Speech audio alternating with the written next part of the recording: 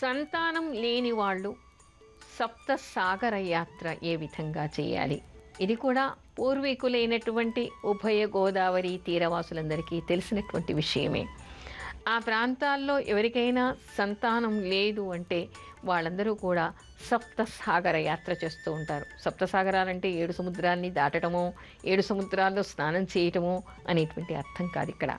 ఇక్కడ సప్తసాగర అనేటువంటి దానికి పేరు రావడానికి కారణం ఏమిటంటే, ఈ 7 ఋషులు, సప్త ఋషులు ఎవరైతే ఉన్నారో వాళ్ళు ఈ గోదావరిని 7 పాయలుగా 7 ప్రాంతాల్లో సముద్రంలో సంగమించేలాగా చేశారు. కాబట్టి ఈ 7 ప్రదేశాల్లో ఒక్కొక్క ప్రదేశంలో ఒక్కో రోజు స్నానం చేస్తూ వెళ్ళటం అనేటువంటిది సప్తసాగర యాత్రగా చెప్తూ ఉంటారు.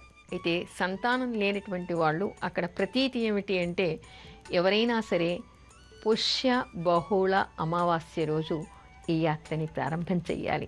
అంటే రేపు ఎవరికైనా సంతానం లేకపోతే ఆ ప్రదేశానికి వెళ్ళి మొట్టమొదటిగా పుష్య బహుళ అమావాస్య అంటే రేపటి రోజు ఉదయము చొల్లంగి ప్రాంతంలో ప్రథమంగా స్నానం చేయాలి.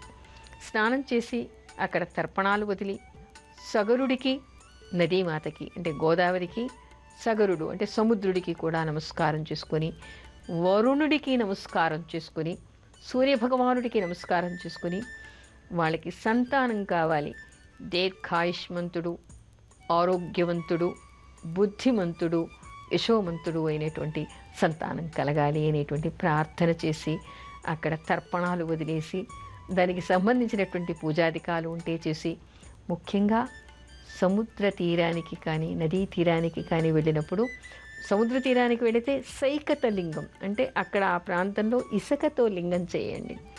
ఇసుకతో లింగం చేసి శివుడికి శివనామంతో ఆ నీళ్లతోనే అభిషేకం చేయండి. అభిషేకం చేసి పత్రో పుష్పము మీ దగ్గర తెచ్చుకున్నటువంటిది సమర్పించి దీపారాధన చేసి హారతి ఇవ్వండి.